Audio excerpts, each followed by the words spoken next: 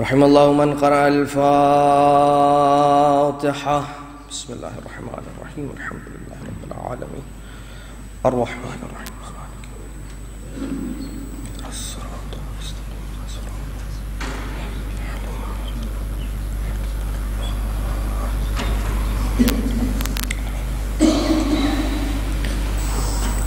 لا حول ولا قوة إلا بالله العلي العظيم. حسبنا الله ونعم الوكيل، نعم المولى ونعم النصير. أعوذ بالله من الشيطان اللعين الرجيم. بسم الله الرحمن الرحيم.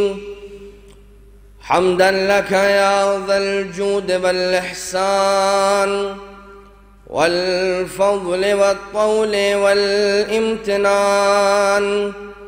وصلاة وسلاما على من لا ينطق عن الهوى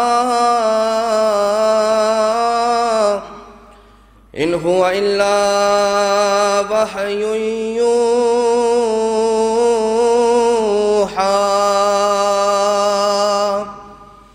حبيب قلوبنا وشفيع ذنوبنا وطبيب نفوسنا، مولانا ومولى الثقلين جد الحسن والحسين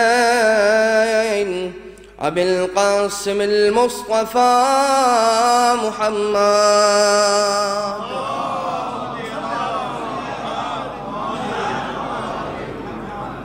وعلى آله الذين أذهب الله عنهم الرجس وطهرهم تطهيرا.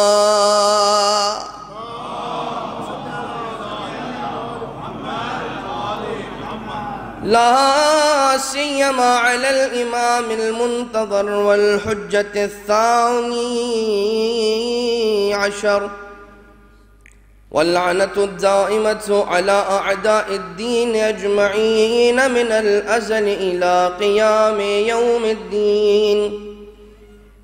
أما بعد، فقد قال الله سبحانه وتعالى في محكم كتابه المبين وفرقانه المجيد وقوله الحق وهو أصدق القائلين.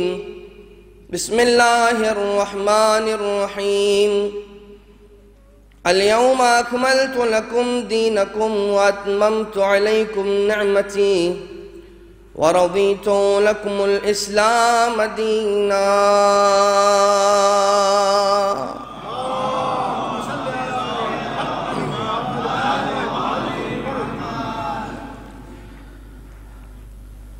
لائق صد احترام مومنین اور مومنات،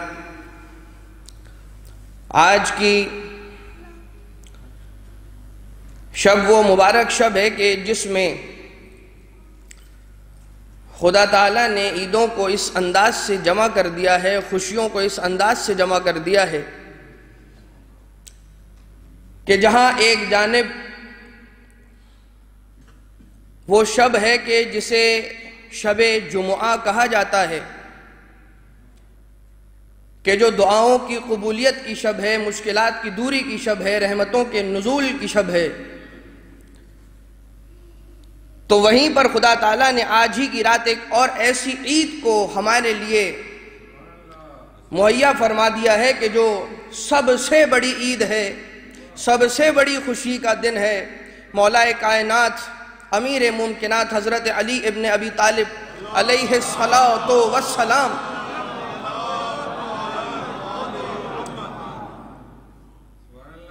کہ اعلان ولایت کی شب ہے، اور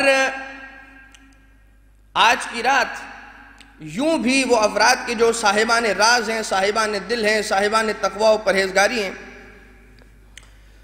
ان کی عبادتوں کو چار چاند اس اعتبار سے بھی لگنا ہے کہ خود وہ خدا کی واجب عبادت کے جس عبادت کو خدا تعالیٰ نے جو کمال بخشا ہے وہ محمد اور آل محمد علیہم السلام پر درود اور رحمتوں کے نزول کے ذریعے سے بخشا ہے کہ نماز کے اندر بھی محمد و آل محمد پر درود کو رکھا۔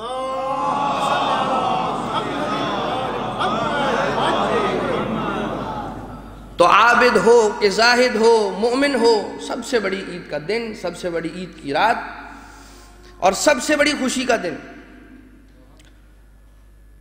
آقا صادق آل محمد امام جعفر صادق علیہ السلام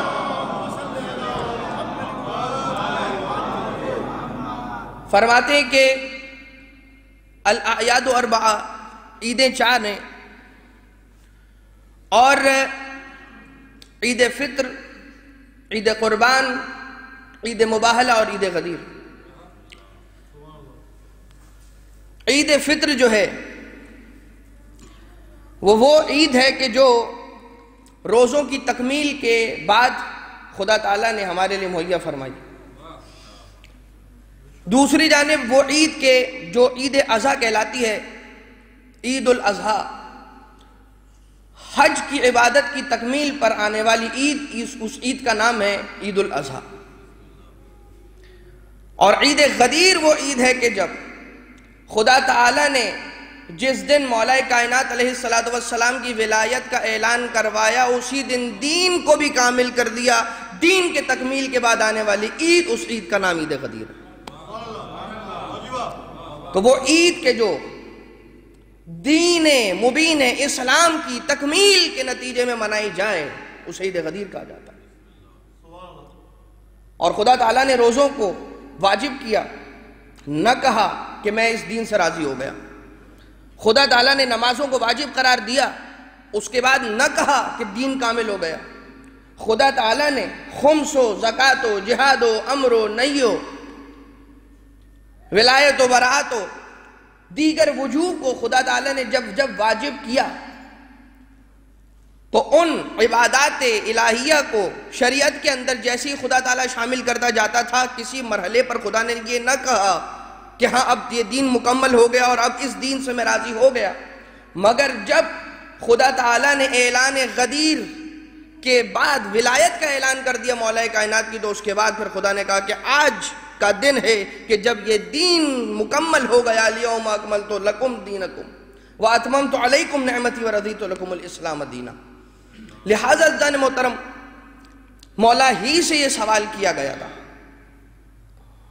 اور الحمدللہ الذی جعلنا من المتمسکین بولایت علی ابن ابی طالب علیہ السلام، خدا تعالیٰ کی حمد ہے، خدا تعالیٰ کی ثنا ہے، خدا تعالیٰ کی تمجید ہے، تعریف ہے، تسبیح ہے۔ اس بات کی شکر گزاری کے ضمن میں، اس بات کی شکر گزاری کے لیے کہ خدا تعالیٰ نے ایک تو یہ کہ ہمیں وجود بخشا، اس پر خدا کا شکر کرنا۔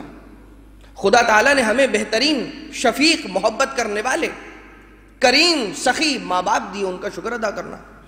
خدا تعالیٰ نے ہدایت کی نعمت سے مالا مال کیا، اس نعمت کا خدا تعالیٰ کی شکر ادا کرنا ہے۔ مگر جو سب سے بڑی نعمت ہے وہ کون سی نعمت ہے؟ وہ اور کوئی نہیں، ولایت علی ابن ابی طالب علیہ السلام کی نعمت ہے کہ جس پر بھی خدا کا شکر ادا کرنا۔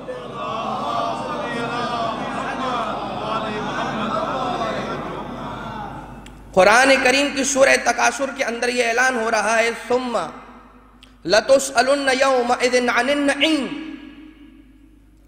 خدا تعالیٰ، اور اس کے بعد ثم لَتُسْأَلُنَّ يَوْمَئِذٍ عَنِ النَّعِيمِ، حشر کے دن، قیامت کے دن، میدان محشر میں خدا تعالیٰ تمہیں دی گئی نعمتوں کے بارے میں سوال کرنے والا ہے۔ اور عن النعیم، یہاں پر ذرا سا رک کر ایک چھوٹا سا نکتہ بھی خدمت میں عرض کرتا چلو۔ قرآن کریم کا کوئی ایک حرف، کوئی ایک حرکت، کوئی ایک سکون ابس نہیں ہے۔ جہاں پر کچھ کہا گیا ہے حکمت کے تحت کہا گیا، جہاں سکوت اختیار کیا گیا ہے، حکمت کے تحت کیا گیا، جہاں پر جس انداز سے جن الفاظ کو جتنی تعداد میں مقدار میں جس انداز کے ساتھ جن جملہ بندیوں کے ساتھ بیان کیا گیا، انہی انداز سے اسی انداز سے بیان کرنے میں حکمت پوشیدہ ہے۔ خدا کا کلام ہے، کسی عام بندہ بشر کا کلام نہیں ہے۔ عن النعیم، یہاں پر ان نعیم نہیں کہا ہے، عن النعیم کہا ہے، یعنی کہ جو نعیم استعمال کیا گیا ہے سورہ تکاثر کی اس آخری آیت کے اندر، وہاں پر نعیم کے ساتھ الف لام لگا ہوا ہے، نعیم یعنی نعمت۔ ثم لتسألن یومئذ عن النعیم، تو پھر تم سے اس دن اس خاص نعمت کے بارے میں سوال کیا جائے گا۔ امام صادق علیہ السلام سے ایک شخص آنے کے بعد یہ سوال کرتا ہے، مولا سورہ تکاثر کی یہ آخری آیت، اس کے اندر جس خاص نعمت کا بیان کیا جا رہا ہے کہ جس کے بارے میں خدا سوال کرنے والا ہے، آقا یہ کون سی نعمت ہے؟ خدا کے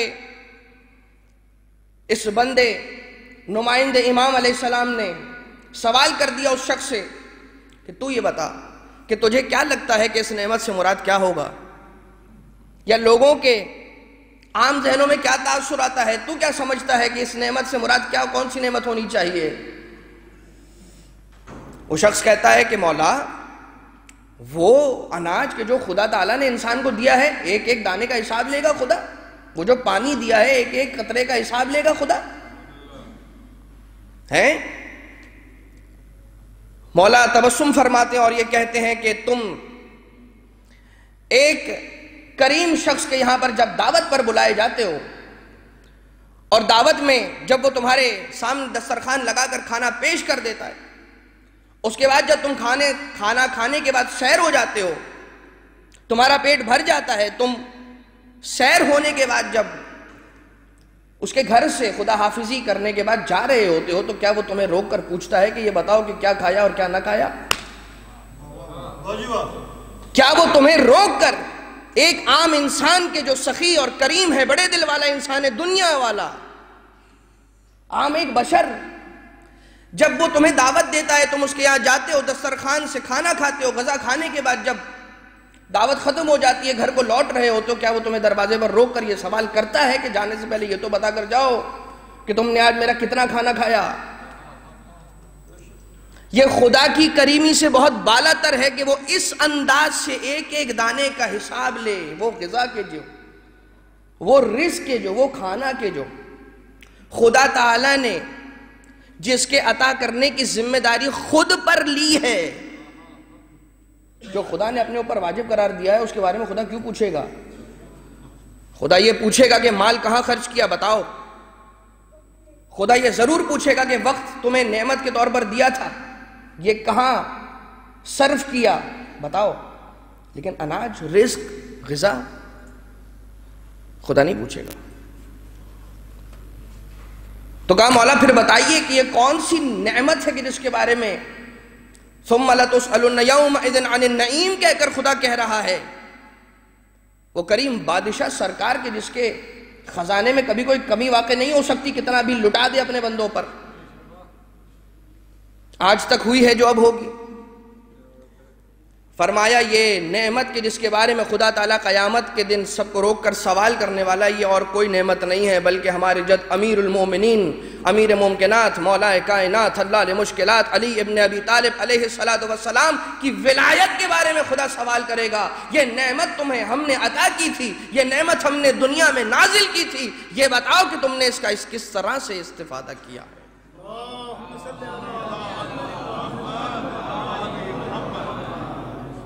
اور ذرا دو جملے اس اعتبار سے بھی کہ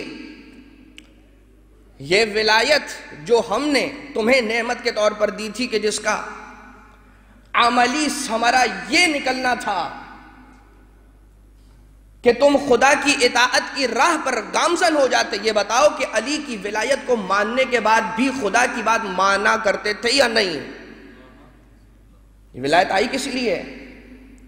ولایت کے معنی ہیں اختیار کے، علی کی ولایت، رسول کی ولایت، خدا کی ولایت، انما ولیکم اللہ ورسولہ والذین آمنوا الذین یقیمون الصلاۃ ویؤتون الزکاۃ وہم راکعون.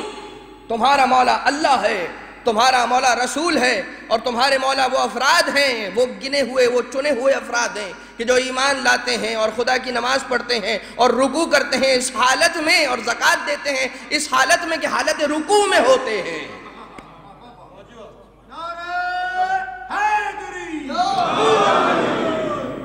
یہ وہ افراد ہیں کہ جو تمہارے مولا ہیں. ایک اللہ تمہارا مولا، ایک رسول نبی تمہارا مولا، ایک علی تمہارا مولا.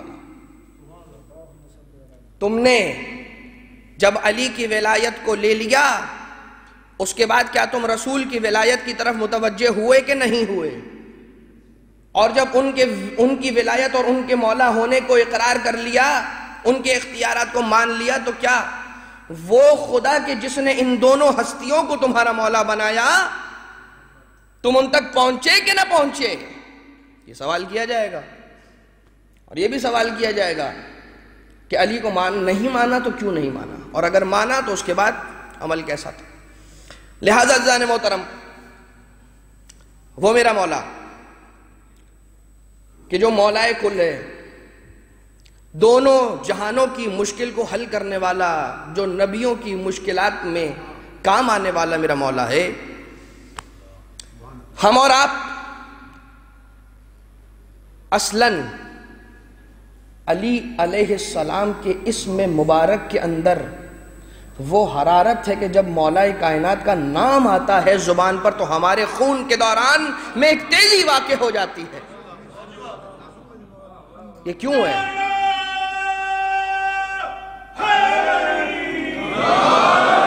کیوں ہے؟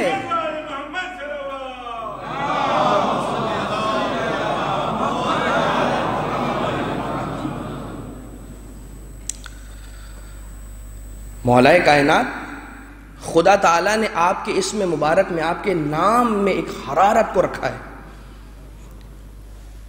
کہ آپ کے چاہنے والے جب آپ کا نام سنتے ہیں تو ایک عجیب وجد اور ایک عجیب کیف ان پر طاری ہو جاتا ہے. اور کیوں نہ ہو، جب ہم آقا حسین کا ذکر کرتے ہیں کہ آج اتنے لوگ حسین علیہ السلام کا نام لینے والے ہیں، آقا حسین علیہ السلام کی محبت کو اپنے دل میں رکھنے والے ہیں، یہ تحفہ خدا کی طرف سے ان کو ملا ہوا ہے اتنے سارے افراد کو، تو ہم یاد کرتے ہیں مولا کی قربانی کو کہ نہیں؟ اسی طرح سے مولا علی کی بھی قربانیاں ہیں کہ جن کی وجہ سے آج علی کا ذکر زبان زد عام ہے، زبان زد خاص و عام ہے. مولا کائنات کے ایمان کا یہ کمال ہے اور اس ایمان کی یہ معراج ہے. 25 سال تک علی ابن ابی طالب نے اپنے نام کے ذکر کی کوئی فکر نہ کی. علی کا نام کوئی لینے والا تھا نہ تھا، علی کو کوئی فکر نہ تھی. علی نے اپنے حق کو جسے غصب کر لیا گیا تھا نہ مانگا اور خاموش رہے، اور وہ زحمتیں اور وہ اذیتیں برداشت کرتے رہے صرف اس لیے کہ خدا کے دین کے ٹکڑے نہ ہو جائیں. علی نے اپنے ذکر کو فراموش کر دیا. خدا تعالیٰ نے قیامت تک کے آنے والے مومنین کی زبانوں پر علی کے ذکر کو اس انداز سے جاری کر دیا. رسول کی حدیث ملتی ہے ذکر علی عبادہ. اب علی کا ذکر کر رہے ہوگے تو صرف عبادت، صرف علی کا ذکر نہ ہوگا، وہ خدا کی عبادت شمار کیا جائے گا.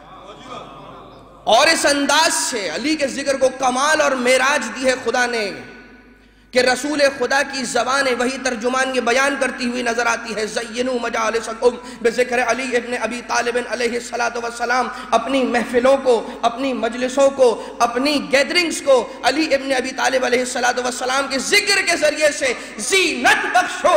جب تک علی کا ذکر نہ کرو گے محفل تو ہوگی مگر مزین اور زینت والی نہیں ہوگی. اور آپ دیکھیے کہ جب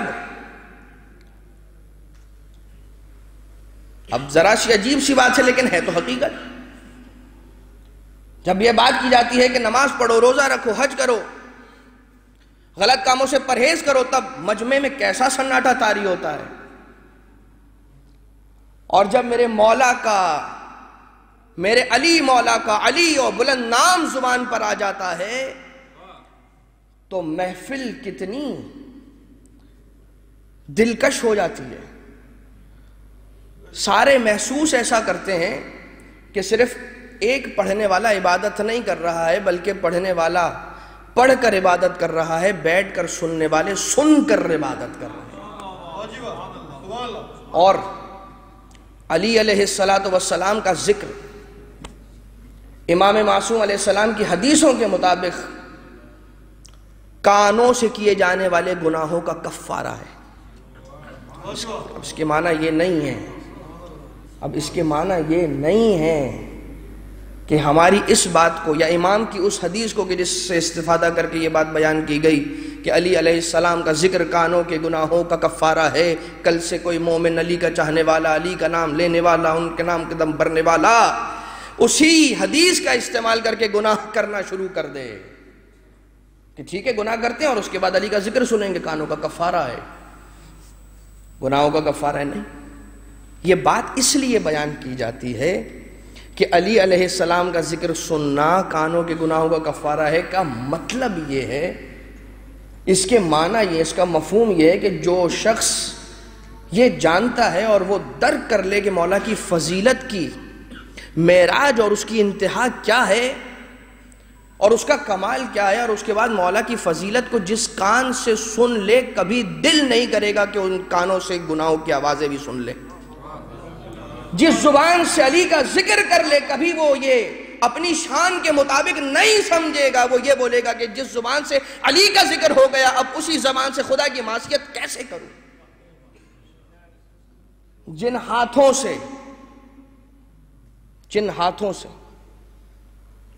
حسین کا عباس کا علم اٹھا لیا، ان ہاتھوں سے اب گناہ کیسے کر سکتا ہوں جو ہاتھ سینے پر پڑ چکا ہے حسین کے ماتم کے نام پر۔ ان ہاتھوں کی شان یہ ہے کہ اب ان ہاتھوں سے گناہ نہیں ہو سکتا۔ یہ اور ہم امیر المومنین کے چاہنے والے ہیں۔ ابھی آپ کی خدمت میں کچھ عرائض عرض کیے جائیں گے مولا کی فضیلت کے حوالے سے، تو فقط اپنے ذہنوں کو آمادہ کر لیجئے اور قدم قدم پر یہ دیکھیے گا وہ مولا کہ جو امیر المومنین ہے، امام المتقین ہے، سید الوسیین ہے، قائد الغر المحجلین ہے، الحاکم فی یوم الدین ہے، اس امام علیہ السلام وہ امیر المومنین ایسا ہے تو پھر مومنین کیسے ہونے چاہیے، یہ ذہن میں رکھیے گا، ٹھیک ہے۔ مولا ولادت ہوتی ہے، خانہ کعبہ کے اندر بھی بی بی فاطمہ بنت اسد سلام اللہ علیہا ہیں، گود میں نو مولود ہے،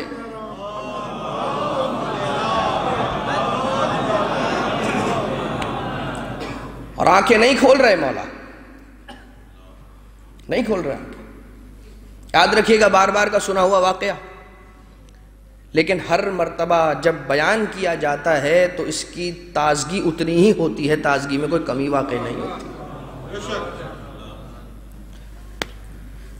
آنکھیں نہیں کھولتا، بلایا گیا، رسول خدا کو بلایا گیا، اور رسول خدا تشریف لے کر آتے ہیں جناب فاطمہ بنت اسد کی گود سے، اپنی گود میں اس نو مولود کو اٹھاتے ہیں، اور جیسے ہی شاگرد نے استاد کی گود کی گرمی کو محسوس کیا، یا یہ کہہ لیجئے کہ جیسے ہی نبوت کے سورج کی کرنیں امامت کے پھول کی کلیوں پر پڑی ہیں، علی ابن ابی طالب علیہ السلام نے آنکھیں کھول دی، اور دنیا میں آنے کے بعد جس چہرے کی سب سے پہلے زیارت کا شرف حاصل کیا ہے وہ اور کوئی نہیں، ختمی مرتبت احمد مجتبی محمد مصطفیٰ صلی اللہ علیہ وآلہ وسلم۔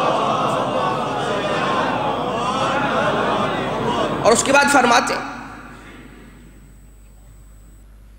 اے علی کچھ سناؤ، یا علی کچھ سناؤ۔ دیکھیں مکالمہ بڑا طویل ہے، اگر ہو سکے تو تاریخی کتابوں کے اندر جا کر مطالعہ فرمائیے گا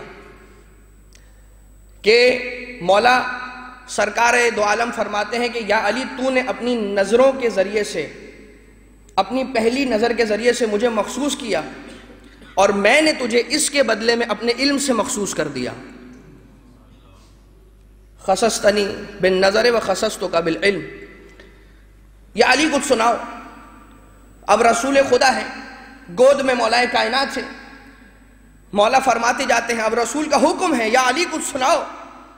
مولا کائنات فرماتے ہیں یا رسول خدا کیا سننا پسند فرمائیں گے؟ توریت کہیں علی توریت سنا دے، زبور کہیں علی زبور سنا دے، انجیل کہیں علی انجیل سنا دے۔ قرآن کریم ابھی نازل نہیں ہوا ہے، کہیے تو لوح محفوظ پر جو پڑھ کر آیا ہوں وہ قرآن کی آیتیں پڑھ پڑھ کر سنا دوں، یہ کہنا تھا۔ اس کے بعد رسول اکرم کی گود میں مولا کائنات علیہ السلام ایک مرتبہ سورہ مومنون کی آیتوں کی تلاوت کرنا شروع کرتے ہیں۔ بسم اللہ الرحمن الرحیم، قد افلح المومنون الذین هم فی صلاتهم خاشعون وعن اللغو معرضون۔ اور رسول اکرم کے ہاتھوں میں ہیں، گود میں ہیں، امیر المومنین ہیں، اور کائنات دنیا کے اندر آنے کے بعد مولائے کل نے جن آیتوں کی تلاوت کی ہے، امیر المومنین نے سورہ مومنون کی تلاوت کر کے یہ بتا دیا، اعلان کر دیا پہلی ہی آیت کے اندر، بسم اللہ الرحمن الرحیم، قد افلح المومنون۔ رسول خدا نے فرمایا کہ تم نے بالکل صحیح کہا یا علی، تمہارے ہی وہ شیعہ ہیں کہ جو مومنین ہوں گے، کہ جو فلاح یاب ہوں گے، نجات پانے والے ہوں گے۔ مگر یہاں پر تو بات ختم نہیں ہوئی، اور آگے فرمایا یہ مومنون جو ہیں ان کی صفت بھی ہے کوئی یا نہیں؟ الذین هم فی صلاتهم خاشعون، وہ مومن کامیاب ہوئے اور فلاحیاب ہوئے کہ جو اپنی نمازوں میں خضوع اور خشوع کرتے ہیں۔ جو نماز ہی نہ پڑھتا ہو، علی کا نام لینے کے باوجود نماز ہی نہ پڑھتا ہو، وہ کہاں کا خشوع اور کہاں کا خضوع؟ تو بیلنس ہونا ضروری ہے۔ قد افلح المومنون الذین هم فی صلاتهم خاشعون وعن اللغو معرضون۔ لغو باتوں سے، فضول کاموں سے، فضول باتوں سے خود کو بچا کر رکھتے ہیں، اپنی شرمگاہوں کو گناہ سے بچا کر رکھتے ہیں، اپنے شکموں کو حرام سے بچا کر رکھتے ہیں، اپنی زبان کو گناہ سے، حرام سے بچا کر رکھتے ہیں۔ یہ ہے علی کا مومن، یہ ہے علی کا چاہنے والا، نہ فقط یہ کہ نام لینے والا۔ یہ اور بات ہے کہ نام علی میں بھی اتنی طاقت ہے کہ فقط نام ہی لے لو تو انسان کی مشکلات ایسے حل ہوتی ہیں کہ ابھی سوچا ہے انسان نے، علی کو پکارا نہیں ہے، مشکلات پہلے ہی دور ہو چکی ہیں۔ تو عزیزان محترم، کہیں پہ مولا کی ایمان کی بلندی کی بات ہو رہی تھی، جیسا کہ آقائیں فرمایا جاتا ہے ضربت علی یوم الخندق افضل من عبادت الثقلین۔ علی کی ایک ضربت،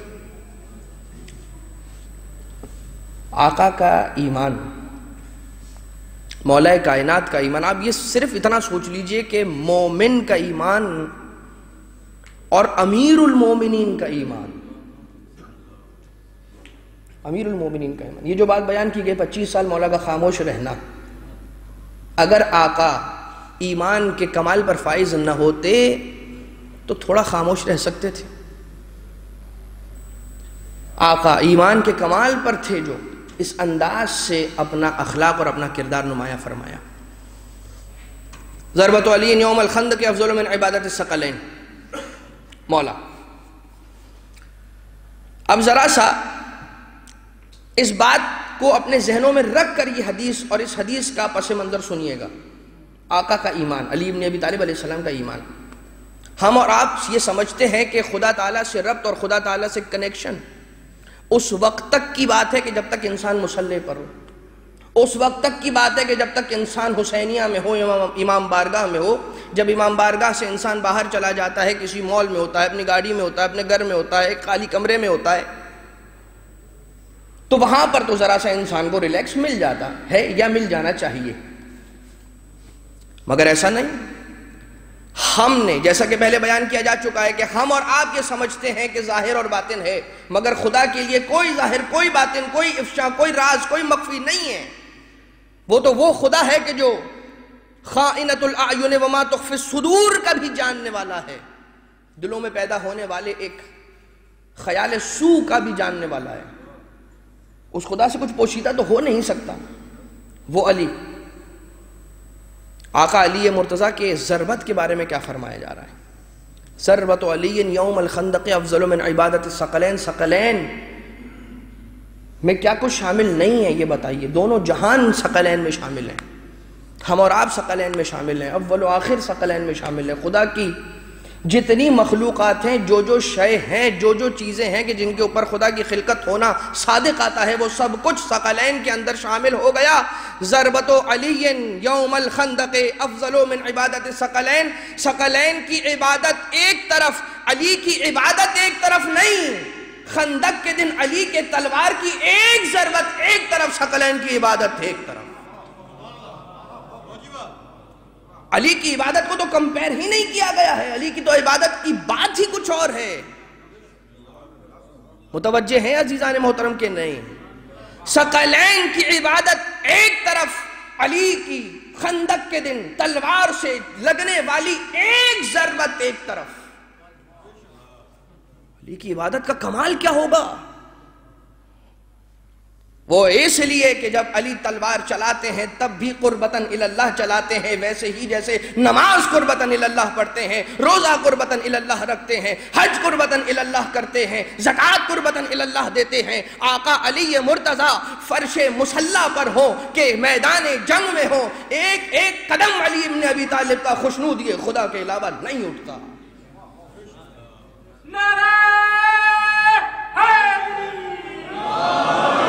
یہی تو وجہ ہے کہ تلوار اٹھتی ہے، چلتی نہیں ہے۔ پہلے اس شخص پر کہ جس پر تلوار علی چلنے والی ہے، اس کی 70 پشتوں تک علی کی نگاہ چلی جاتی ہے۔ دیکھتے ہیں اس کی آنے والی 70 نسلوں تک اگر ایک مومن بھی آ رہا ہے، علی کی تلوار سے وہ شخص بچ جاتا ہے۔ اب یہ دیکھیے کہ علی علیہ السلام ایک مومن کے چہرے پر کتنی حیا کر رہے ہیں، 70 کفار کو چھوڑ رہے ہیں۔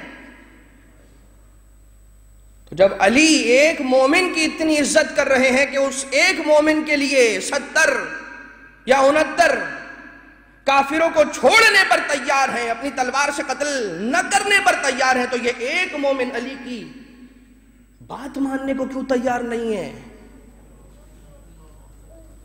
علی کے بھائی رسول اکرم کے پیغام پر عمل کرنے کو کیوں تیار نہیں ہے؟ لہٰذا جان محترم بات کو آگے بڑھایا جائے۔ دامن وقت میں گنجائش بہت کم رہ گئی اور آج کی رات کے حوالے سے بھی بات کرنا ہے۔ اب آپ ایک اور ایمان علی علیہ السلام کا معجزہ دیکھیے۔ جنگ خیبر آپ نے بہت سنی، آج اس انداز سے بھی سن لیجئے۔ خیبر کا معرکہ ہے، آقا علی مرتضیٰ علیہ السلام نے وہ دروازہ اکھاڑ کر 2 انگلیوں کے ذریعے سے پھینک کر ایک طرف رکھ دیا کہ جو 40 افراد مل کر کھولا بن کر کیا کرتے تھے۔ بہار الانوار میں جا کر پڑھ لیجئے گا کہ ملا باقر مجلسی نے لکھا ہے کہ جب علی ابن ابی طالب علیہ السلام کی 2 انگشت مبارک کے ذریعے سے در خیبر کو اکھاڑا جا رہا تھا، تب بھی علی علیہ السلام کی انگشت مبارک دروازے سے لگی ہوئی نہیں تھی، دروازہ ہوا میں تھا۔ علی علیہ السلام کی انگشت مبارک دروازے سے لگی ہوئی نہیں تھی۔ علی علیہ السلام جس زمین پر کھڑے ہوئے تھے، آگے بڑھ کر جب دیکھا گیا تو علی علیہ السلام کے قدم بھی ہیں کہ جو زمین پر نہیں ٹکے ہوئے، ہوا میں ہیں۔ اب نہ علی کا وجود زمین پر ہے، ہوا میں ہے، علی کی انگشت مبارک بھی ہوا میں ہے۔ دروازے کو اکھاڑا کیسے، کس طاقت سے؟ ایک چھوٹا سا فٹ نوٹ اس سے پہلے امام معصوم علیہ السلام نے فرمایا کہ اگر علی ابن ابی طالب علیہ السلام کے بازو کی طاقت کو، ان کی جسمانی طاقت کو، جسمانی شجاعت کو تمام بنی نوع انسان پر برابر سے بانٹ دیا جائے تو دنیا کے اندر کوئی ایک شخص بھی کمزور نہیں رہے گا۔ اتنی طاقت ہے بازو علی میں۔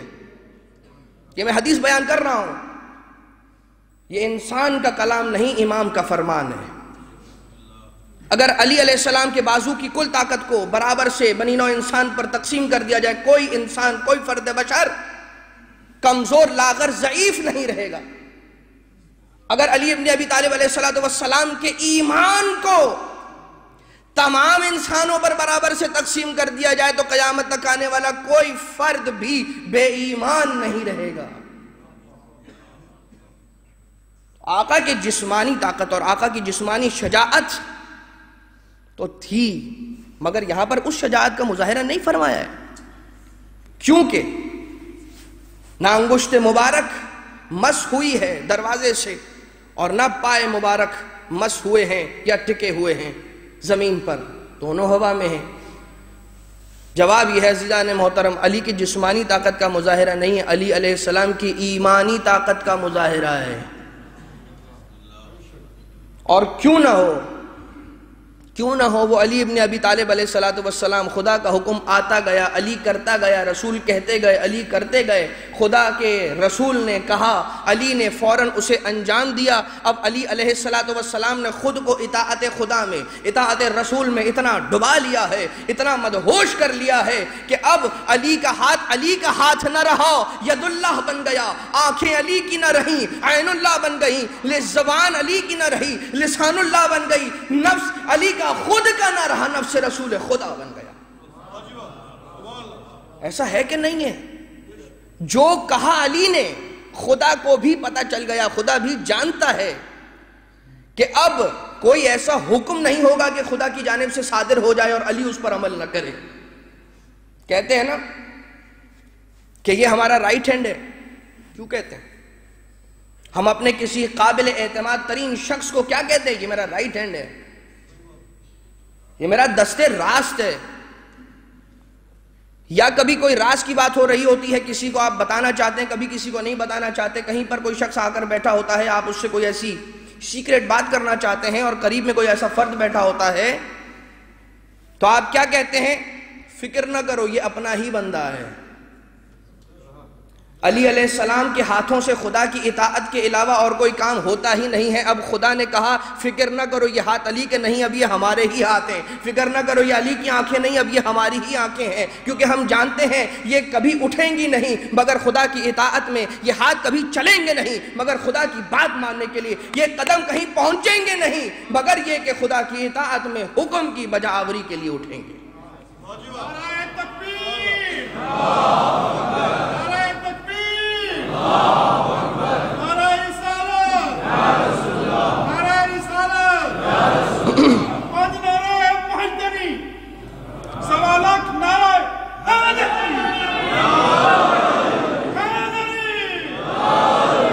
پیام اعظمی صاحب نے اس منظر کو کہ جو آقا علی مرتضیٰ علیہ السلام کا ہوا میں معلق ہو کر باب خیبر کو اکھاڑ کر پھینکنے کا منظر ہے، دیکھیں یاد رکھیے، علی علیہ السلام کو شجاعت کے اندر مقید کر دینا تو آقا کے ساتھ ظلم ہے، کیونکہ اگر سب سے بڑا عالم دیکھنا ہے تو علی کو دیکھو رسول کے بعد یہ یاد رکھیے گا کہ جتنی بھی فضیلتیں ہم علی ابن ابی طالب علیہ السلام کی بیان کرتے ہیں کہ اس کا الٹیمیٹ ریزن یہ ہونا چاہیے، ہمیں ذہن میں لانا چاہیے کہ جس محمد کا علی ایسا ہو اس محمد کی کیا بلندی ہوگی،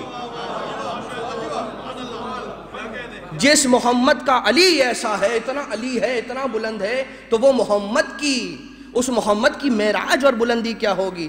تو پیام اعظمی صاحب نے یہ بیان فرمایا، منظوم کر دیا، اسے نظم میں ڈھال دیا، اور کیا خوبصورت انداز ہے۔ فرماتے ہیں، کہتے ہیں کہ زمیں کی کشش کا ہے یہ اثر، ہر چیز کھنچ کے آتی ہے خود فرش خاک پر، دا کنونشنل لا آف گریویٹی میرے خیال سے یہی کہا جاتا ہے اسے، ہر چیز کھنچ کے آتی ہے خود فرش خاک پر، پھر کیوں علی کھڑے تھے ہوا میں بکر و فر، پھر کیوں علی کھڑے تھے ہوا میں بکر و فر، پوچھوں زمین سے تو کہے گی کہ الحضر، پوچھوں زمین سے تو کہے گی کہ الحضر، کھینچوں علی کو مجھ میں کہاں اتنی تاب ہے، میں ہوں تراب اور علی بو تراب ہے۔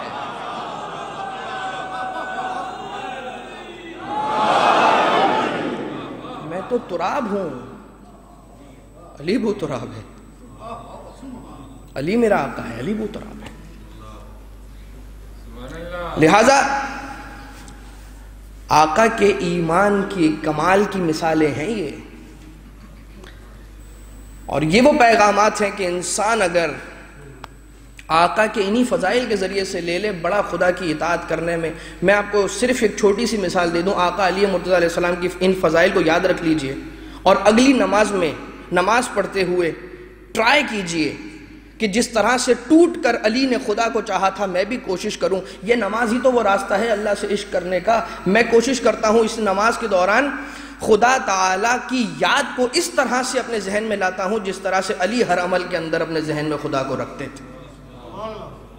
آپ کی عبادت کا ڈھنگ تبدیل ہو جائے گا، پھر آپ کو کوئی آواز نماز کے وقت تنگ نہیں کرے گی، پھر آپ کا دھیان یہاں وہاں نہیں ہوگا نماز کے وقت، کہ وہ جلیل، وہ جلالت والا، ہیبت والا خدا مجھے دیکھ رہا ہے کہ جس کی بارگاہ میں آ کے کھڑا ہوں۔ تو عزیزان محترم، سب سے بڑی نعمت یہی مولا کائنات علیہ السلام کی ولایت کی نعمت ہے کہ جس کے بارے میں آپ نے کچھ ذکر ابتدا میں سماعت فرمایا۔ آقا رسول خدا صلی اللہ علیہ وآلہ وسلم حج پر تشریف لے جاتے ہیں اور رسول اعلان فرماتے ہیں کہ ہم حج کے لیے مدینہ منورہ سے روانہ ہوں گے، اور یہ پیغام اس انداز سے عالم اسلام میں پھیل جاتا ہے۔ حج واجب ہونے کے بعد رسول اکرم کا پہلا حج ہے۔ اس سے پہلے رسول خانہ کعبہ کی زیارت کے لیے تشریف لاتے رہے ہیں، لیکن حج واجب ہو جانے کے بعد پہلی مرتبہ رسول اکرم اس انداز سے حج پر تشریف لے جا رہے ہیں۔ یہ بھی کہہ سکتے ہیں پریکٹیکلی لوگوں کو کر کے بھی دیکھنا نصیب ہونے والا ہے۔ آپ جانتے ہوں گے، اب دیکھیے رسول کے ساتھ لوگوں کا جانا اور لوگوں کا رسول کے ساتھ حج کرنے کی خواہش رکھنا یہ کیسا ہو سکتا ہے۔ ہم آج کل کی مثال لے لیں، کوئی ایک ایسے بزرگ ہوں کہ جن کے ساتھ حج کرنا ہم اور آپ میں سے ہر شخص خواہش رکھتا ہو۔ میں نام نہیں لے رہا، وَإِلَّا اس وقت آپ کے ذہنوں میں، زیادہ تر افراد کے ذہنوں میں جو نام آ گیا ہے، خدا تعالیٰ علماء حق کو سلامت رکھے، اور جو بیمار ہیں انہیں صحت یابی عنایت فرمائے۔ عزیزان محترم، ہوتا ہے بزرگان ایسے ہوتے ہیں کہ جن کے ساتھ حج کرنے کی خواہش انسانوں کے دل میں ہوتی ہے۔ آج بھی ایسے افراد موجود ہیں کہ حج کرنا ہو تو انہی کے ساتھ جا کر کرنا۔ حج کا مزہ ہی کچھ اور ہے، لطف ہی کچھ اور ہے۔ آپ یہ سوچئے جس زمانے میں مدینہ منورہ سے رسول اکرم حج پر جا رہے ہوں گے، کس کے دل میں یہ خواہش نہیں ہوگی؟ اب اس انداز سے سوچ لیجئے گا کہ کتنا مجمع ہوگا حج پر۔ سن 10 ہجری، اور رسول اکرم تشریف لے جاتے ہیں حج کے ارکان کو، اراکین کو مکمل کرنے کے بعد، مناسک کو مکمل کرنے کے بعد جبل رحمت پر آپ نے خطبہ ارشاد فرمایا، خطبہ حج، اور اس کے بعد پھر ایام تشریق 13 ذی الحجہ کو مسجد خیف کے اندر آپ نے سب کو جمع فرمایا، اور وہاں پر رسول اکرم صلی اللہ علیہ وآلہ وسلم پر جو سورہ فتح نازل ہوئی ہے، سورہ نصر، بسم اللہ الرحمن الرحیم، اذا جاء نصر اللہ والفتح، یہ جو سورہ نازل ہوئی ہے، اس سورہ کو لوگوں کو تعلیم فرمایا۔ اس وقت سے ہی لوگوں کا ذہن بننا شروع ہو چکا تھا کہ کوئی بڑا واقعہ پیش آنے والا ہے، اس انداز سے بھی کہ جو اس سورے کے مطالب ہیں وہ خود آپ دیکھ رہے ہیں، اذا جاء نصر اللہ والفتح۔ اس کے بعد رسول اکرم صلی اللہ علیہ وآلہ وسلم واپسی کا سفر کرتے ہیں، اور راستے کے اندر جوحفہ سے گزرتے ہوئے ایک مقام پر آ کر رکتے ہیں،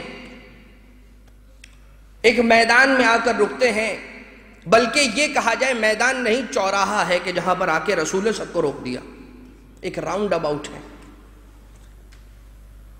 اور اس انداز سے کہ اس مقام کا نام خم غدیر ہے، یہ وہ مقام ہے کہ جہاں سے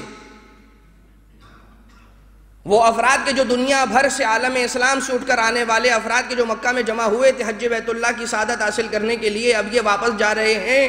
خم غدیر تک سب نے ساتھ رہنا تھا، خم سے سب نے اپنے اپنے راستوں کو الگ ہو جانا تھا۔ 4 راستے جاتے تھے، میں چاروں کے 4 ملکوں کے نام نہیں لوں گا۔ آپ افراد سے گزارش ہے ضرور بضرور کتابوں کی طرف رجوع فرمائیے، اور یہ پورا خطبہ اگر ریڈ کر سکتے ہو تو ریڈ کیجئے، بہت طویل خطبہ ہے۔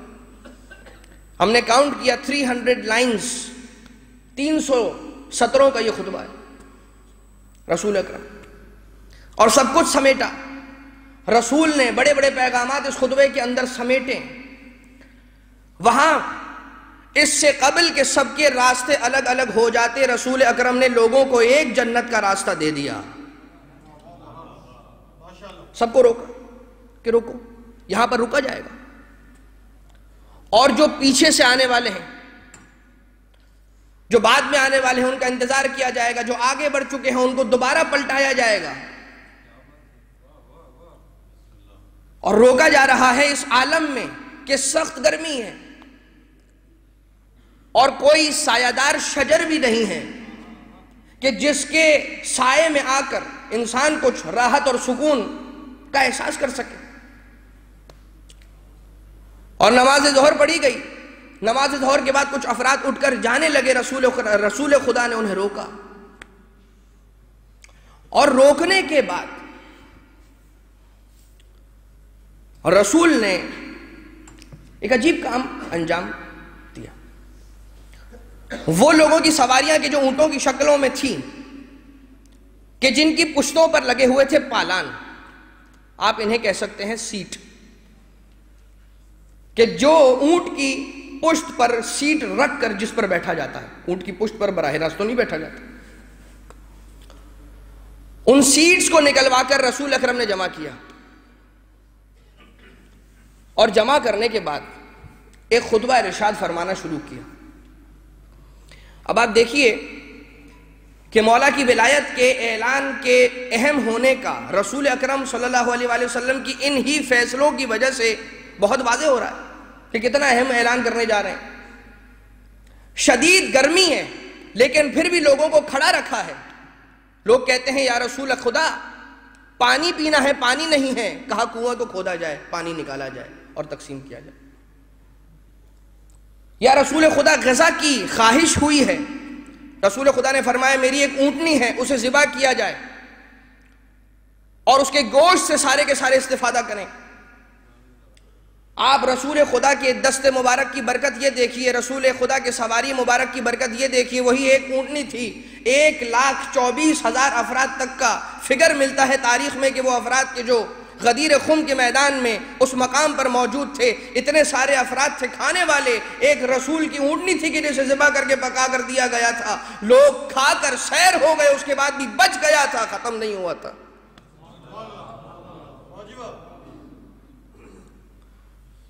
اور شدید گرمی ہے، لوگ جانا چاہتے ہیں. اپنی ابائیں سرکا کر کبھی اپنے پیروں کے نیچے رکھتے ہیں کہ جو زمین سے آنے والی تپش ہے اس سے بچ سکیں. کبھی کھینچ کھینچ کر اپنے سروں پر رکھتے جاتے ہیں تاکہ جو اوپر اتنا تپتا ہوا سورج ہے اس کی گرمی سے بچ جائیں.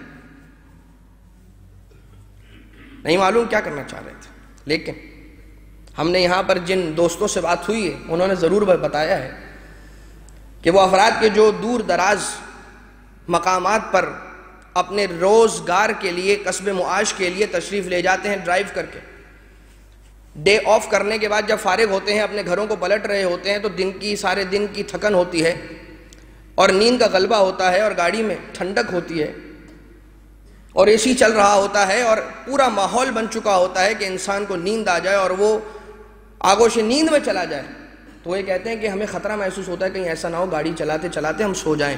تو ہم یہ کرتے ہیں کہ اپنے شیشے کو کھول دیتے ہیں تو گرم ہوائیں آ کر ہمارے چہرے پر پڑتی ہیں جس کی وجہ سے ہمیں نیند کا غلبہ نہیں ہوتا. رسول خدا چاہتے تھے کہ کل کو کسی کے پاس یہ بہانہ نہ ہو کہ اے رسول خدا آپ بیان کر رہے تھے ہم سو رہے تھے. علی کی ولایت کا بیان سب سنیں گے.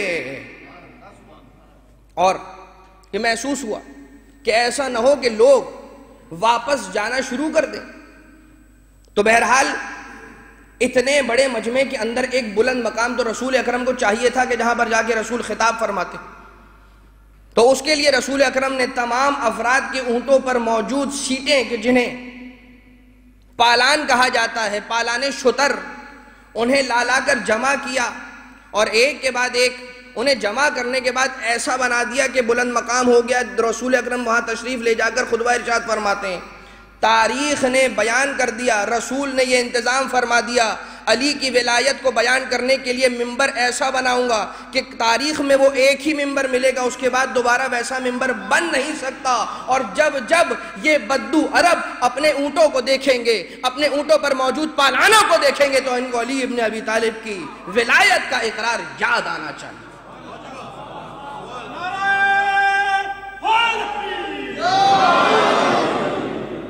کہیں بھول نہ جائیں، کہیں مکر نہ جائیں. یہ انتظام رسول اکرم فرما رہے ہیں، اور رسول کو تو خدا تعالیٰ کی جانب سے جناب جبریل امین وحی لے کر آ رہے ہیں۔ بیان کیا جاتا ہے تاریخ میں 2 مرتبہ جناب جبریل آئیں، یا ایھا الرسول بلغ ما انزل الیک من ربک وَإِن لَّمْ تَفْعَلْ فَمَا بَلَّغْتَ رِسَالَتَهُ، کہ یا ایھا النبی، او دی پروفٹ، اے خدا یہ تیرے حبیب ہیں، اے خدا یہ وہی محمد ہیں صلی اللہ علیہ وآلہ وسلم کے جنہیں آپ نے کبھی طٰہٰ کہہ کر پکارا، کبھی یاسین کہہ کر پکارا، کبھی مدثر کہہ کر پکارا، کبھی مزمل کہہ کر پکارا، کبھی محبت بھرے ان الفاظ سے پکارا کہ جن سے آپ کی رسول سے محبت ظاہر ہو گئی۔ اچانک یہاں پر آپ نے ان محبت والے الفاظ کو چھوڑ کر رسول کے ڈیزگنیشن سے کیوں رسول کو ایک مخاطب کیا؟ بتانا یہ تھا۔ دیکھیے خدا تو جانتا ہے کہ رسول نے بیان کرنا ہی ہے، وہ میرا نبی کہ جو زبان وحی ترجمان رکھنے والا ہے، ما ینطق عن الہویٰ ان ہوا الا وحی یوحیٰ، یہ رسول اپنی مرضی سے کچھ فرماتے نہیں ہیں جب تک کوئی وحی نہیں ہوتی، یہ کچھ کہتے نہیں ہیں۔ رسول نے تو بیان کرنا تھا، یہ لوگوں کے لیے، خلق خدا کے لیے خدا نے یہ انتظام فرمایا کہ اس انداز سے رسول کو پکارا، رسول کو بتایا لوگوں کو دیکھ لو، جب ولایت علی کی بات ہو تو یہ میرے رسول بھی گنجائش کے قابل نہیں ہے، تو پھر تم کون ہو؟ تم کون ہو؟ لہذا رسول اکرم نے خطبہ ارشاد فرمانا شروع کیا، خدا کی حمد کرتے ہیں اور اہل بیت علیہ السلام کی مدح فرماتے ہیں، ان کی تعریف فرماتے ہیں، اور اس کے بعد یہ کہتے ہیں ایھا الناس، یہ بتاؤ کہ کیا تم گواہی دو گے کہ میں نے خدا تعالیٰ کے پیغام کو تم تک پہنچا دیا؟ لقد نشہد یا رسول اللہ، ہم بالکل اس بات کی گواہی دیں گے اے رسول خدا کہ آپ نے خدا کے پیغام کو پہنچا دیا۔ کیا تم اس بات کی گواہی دو گے کہ میں نے پیغام توحید تم تک پہنچایا؟ کیا تم اس بات کی گواہی دو گے کہ میں نے پیغام رسالت اور نبوت تم تک پہنچایا؟ کیا تم اس بات کی گواہی دو گے کہ میں نے پیغام معاد، پیغام موت، پیغام قیامت تم تک پہنچایا؟ اور رسول اکرم ایک ایک کر کے وہ پیغامات کے جو خدا تعالیٰ کی جانب سے لے کر آئے تھے اور لوگوں کو بتلائے تھے، وہ دہرانا شروع کی اور ان پر گواہیاں لینے شروع کی۔ نہیں معلوم رسول خدا ان کو یاد دلوا رہے تھے، اور اس کے بعد فرمایا کہ میں تمہارے درمیان مزید کچھ دن کا مہمان ہوں، اور میں تمہارے درمیان 2 گراں قدر چیزیں چھوڑے جا رہا ہوں، اگر تم ان سے متمسک رہو گے تو کبھی بھی گمراہ نہیں ہوگے، کبھی بھی گمراہ نہیں ہوگے۔ نفی ابدی کو استعمال کیا ہے، لن تضلوا بعدی ابدا۔ یہی وہ حدیث ثقلین ہے کہ جسے رسول اکرم نے اسی حجۃ الوداع کے موقع پر فرمایا، اسی خطبہ غدیر کا حصہ ہے، اور ایک عالم ہے کہ جو رسول اکرم نے اس خطبے کے اندر پوشیدہ اور شامل کر لیا۔ یہی وہ خطبہ ہے کہ جس کے اندر رسول اکرم نے پھر وہ وقت آیا کہ جب ابھی تک اکیلے کھڑے ہوئے تھے، مجمع میں سے کسی کو تلاش کرنا شروع کیا۔ مولا کائنات علیہ السلام کی جانب رسول اکرم کی نظریں ٹکی ہیں، رسول اکرم نے مولا کائنات کو اپنے ساتھ بلایا، اپنے ساتھ کھڑا کیا، علی علیہ السلام کا بایاں ہاتھ اپنے ہاتھوں میں لیا، خود کا دایاں ہاتھ اٹھایا، علی علیہ السلام کے ہاتھوں کو بلند کیا کہ، اور اس کے بعد رسول اکرم یہ کہتے جاتے ہیں کہ میرا مولا اللہ ہے، اللہ میرا مولا ہے، اور جس کا میں مولا ہوں اس کا یہ علی مولا ہے۔ رسول اکرم نے اپنے ہاتھوں سے علی علیہ السلام کے ہاتھوں کو اٹھایا، اور دونوں ہاتھوں کو بلند کرنے کے بعد یہ الفاظ ادا کیے کہ من کنت مولا ہو فہذا علی مولا۔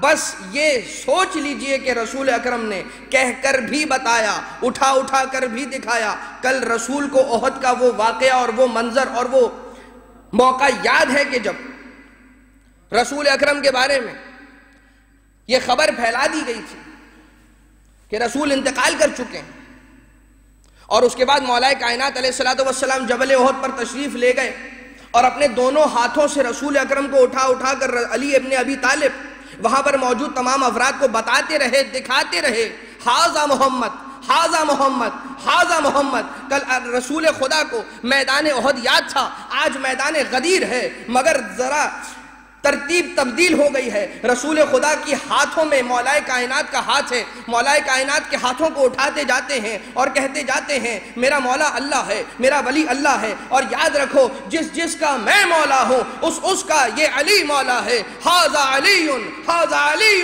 ھذا علی۔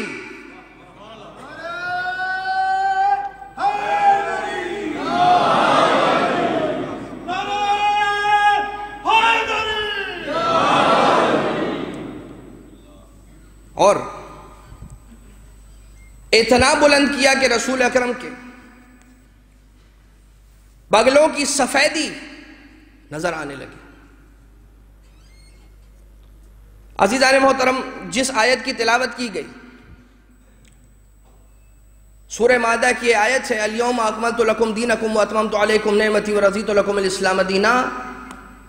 خدا تعالیٰ یہ ارشاد فرما رہا ہے یہی وہ دن ہے الیوم۔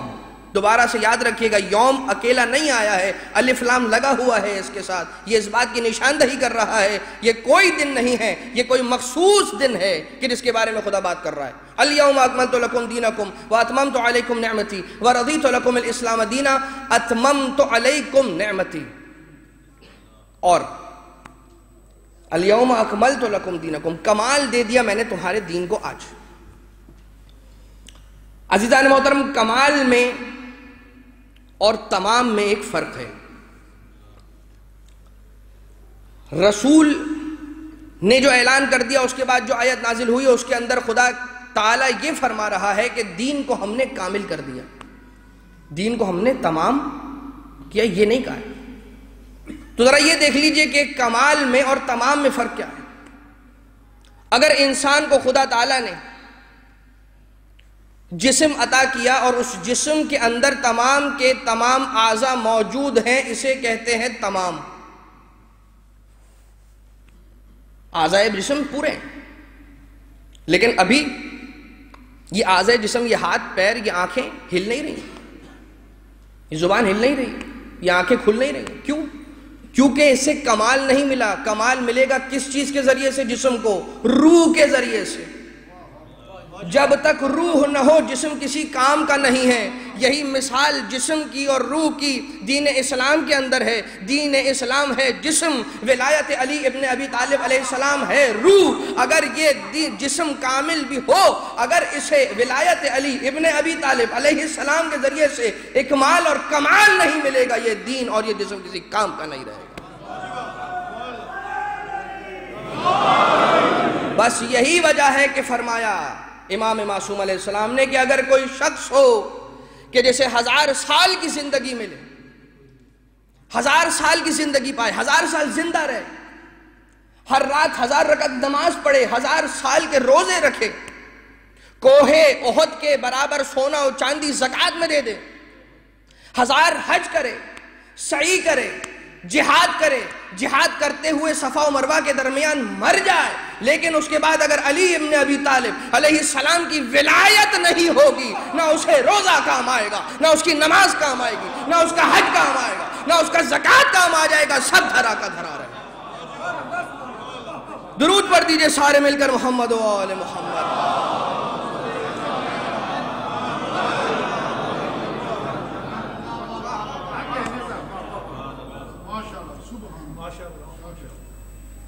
علامہ حسین بخش جاڑا اعلی اللہ مقامہ، بزرگان آپ کے نام سے واقف ہوں گے۔ انہوں نے اپنی فضائل مولا کائنات کے جمع کیے تھے، اس میں غدیر کے منظر کو پیش کیا تھا۔ اس میں انہوں نے لکھا کہ رسول اکرم نے جب ولایت علی کا اعلان کیا تو دونوں ہاتھ رسول اکرم کے اٹھے ہوئے تھے۔ اب تمہیں سمجھ میں آیا کہ جب ہم یہ کہتے ہیں کہ نعرہ لگانا ہے تو علی کا نعرہ دونوں ہاتھ بلند کر کے لگایا کرو۔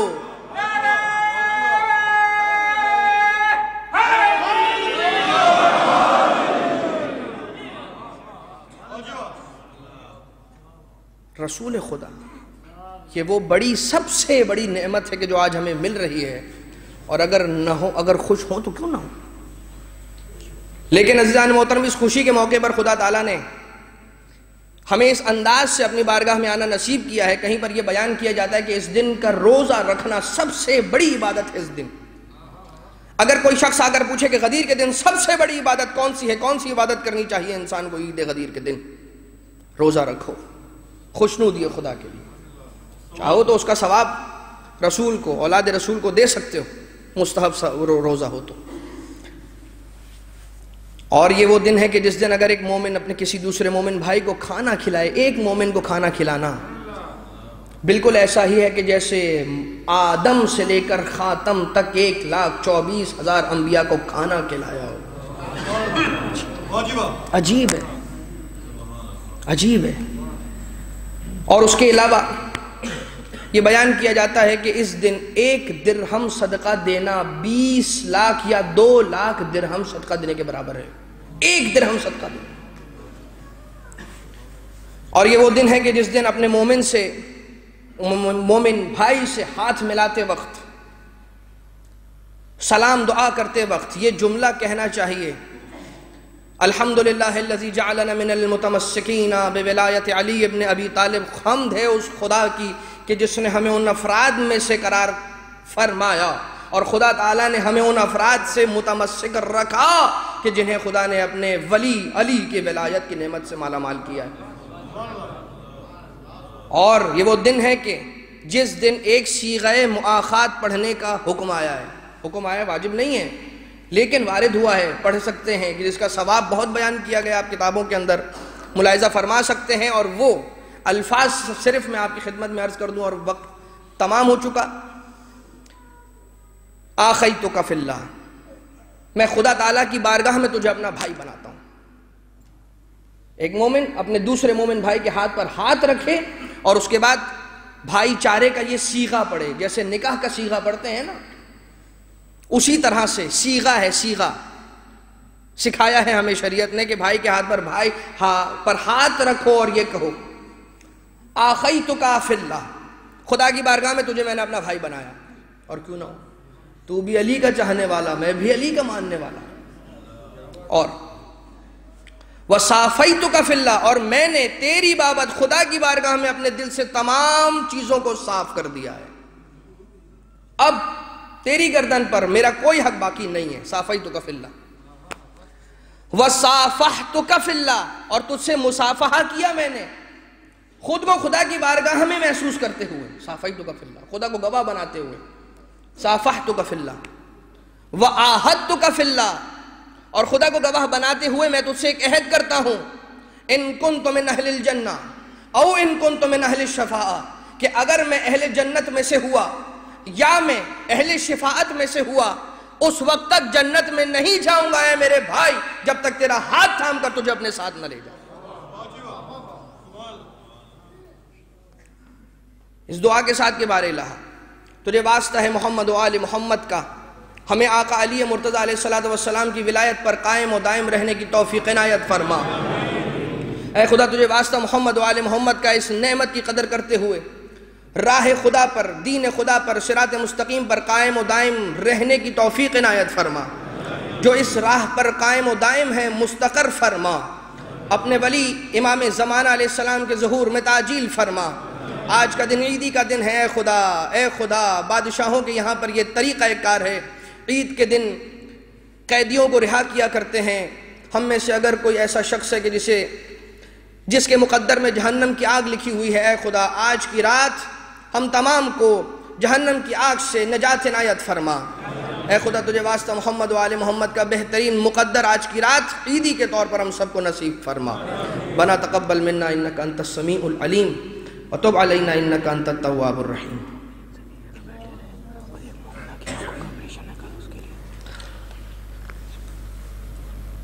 دعائے صحت کی التماس کی جا رہی ہے۔ ایک خاتون ہے کہ جن کی آنکھوں کا آپریشن ہے، کل خدا سے دعا کرتے ہیں بیمار کربلا، بیمار مدینہ کی صدقے میں اے خدا بالخصوص یہ مومنہ اور ان کے علاوہ جتنے بھی مومن مومنہ اس دنیا کے اندر موجود ہیں سب کو شفایابی عنایت فرما۔